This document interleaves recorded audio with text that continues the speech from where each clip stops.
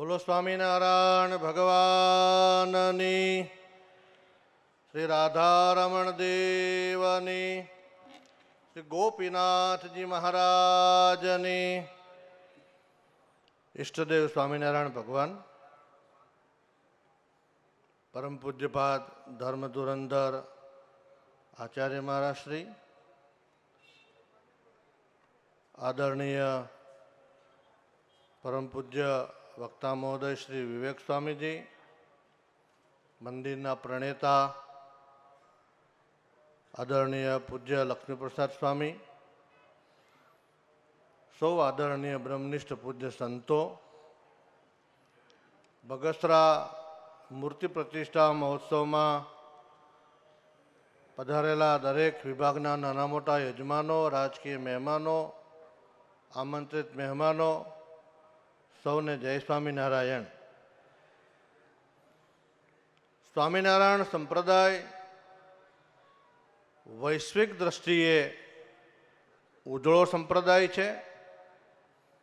દેશ અને દુનિયામાં આપણે જોઈ રહ્યા છીએ એકથી ચડિયાતા નૂતન ભગવાન સ્વામિનારાયણના મંદિરો થઈ રહ્યા છે. ત્યારે સ્વામિનારાયણ ભગવાનનો જય જયકાર દુનિયામાં થઈ રહ્યો છે.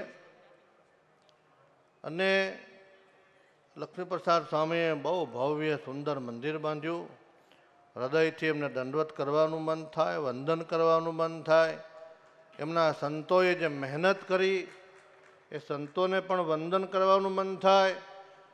એ પૈકીના એક એમના સંત શ્રીજી સ્વામી અમારે ત્યાં ગયા વર્ષે વચનામૃત દ્વિશતાબ્દી મહોત્સવની સેવામાં તડકામાં 1 મહિનો સુધી તાપમાં ઊભા રહીને એમણે સેવા કરી હતી. એ સાધુને પગે લાગવાનું મન થાય એવી એની સેવા, ધૈર્યતા. ત્યારે એમ થાય કે આના ગુરુ કેવા હશે. એ ગુરુઓને હૃદયથી વંદન. સાથે સાથે સમય ઘણો થયો છે. મને સ્વામી કહેવાય એવા, સ્વામી ટૂંકમાં બોલજો, હું આમ તો 2 થી 3 મિનિટ કરું જ નહીં. હું થોડો સત્સંગ મહાસભાનો પ્રમુખ છું. વાત એટલી છે, વાત એટલી છે કે વડતાલ શ્રી લક્ષ્મીનારાયણ દેવ દ્વિશતાબ્દી પર્વ ચાલે છે. અને દ્વિશતાબ્દી પર્વમાં અમારે ગઢપુર પ્રદેશમાં અત્યારે શાકોત્સવોની હારમાળા છે. આવા મોટા મોટા સમયાઓની વ્યસ્તતાને કારણે મહારાજશ્રી બધે હાજરી નથી આપી શકતા. પણ દ્વિશતાબ્દીનો માહોલ અત્યારથી જે બંધાઈ રહ્યો છે, એનસી શાસ્ત્રી, એ જોતા એમ લાગે છે કે જગતમાં ક્યારેય કોઈએ ઉત્સવ નહીં જોયો હોય ને એવો વડતાલ લક્ષ્મીનારાયણ દેવનો આ ઉત્સવ હશે.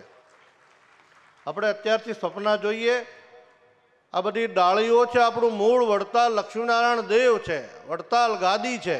ત્યારે પરમ પૂજ્યપાદ આચાર્ય મહારાજશ્રીનું વિચરણ દાદ માંગી લે એવું છે. આજે અહીંયા હોય, સાંજે બીજે હોય. અને ક્યારેક કોઈ કંટાળો નહીં, ક્યારેક કોઈ ના નહીં. અમારા સંતો ક્યારેક મોટું બગાડે કે ભાઈ હું મંડ્યા છો, કાયમ નહીં આવું જાઓ. પણ મહારાજે ક્યારેય નહીં કીધું કે ભાઈ હવે આ બધા થાકી ગયા, રહેવા દો. હવે એમની શ્રદ્ધાને ધન્યવાદ છે. ત્યારે ફરી આ બગસરા મંદિરમાં જે ભક્તોએ સેવા કરી છે, બધાનું ભગવાન મંગળ કરે. અને ઘણા વખતથી આ મંદિરનું કામ ચાલે છે. બહુ બારીકાઈથી આ કામ મેં જોયું છે. 2-4 વર્ષ પહેલાં, 5-7 વર્ષ પહેલાં હું આવ્યો હતો મંદિર જોવા. અમારે એક મંદિરનો પ્લાન હતો, અમારે એક સંતને લઈને, કેશવ શાસ્ત્રીને. ત્યારે અમારા અંદર અવાય એવું તો હતું નહીં, બહારથી જોઈ.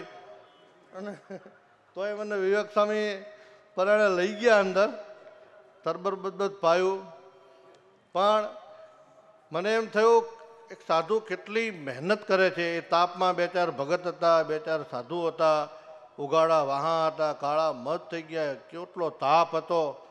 આ મંદિર સ્વામિનારાયણ ભગવાનનું થવાનું હતું. સ્વામિનારાયણ ભગવાન એમાં બિરાજવાના હતા.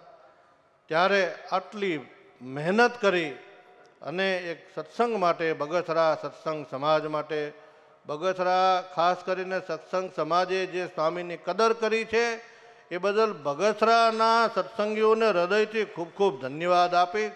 હું જાણું છું કે આ પ્રતિષ્ઠા મહોત્સવમાં રોડા રાખનારા ઘણા હતા, વિઘ્ન સંતોષીઓ મારા જ વખતે હતા, વચ્ચે હતા, આજે હતા, આદિકાળથી તો રહેવાના.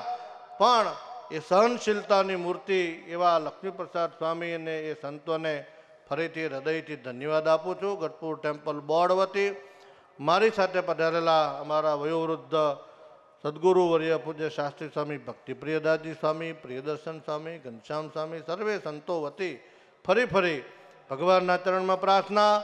આ મહોત્સવમાં મંદિરમાં જેણે જેણે નાની મોટી સેવા કરી છે બધાનું ભગવાન મંગળ કરે એ જ અભ્યર્થના. અસ્તુ. જય સ્વામી.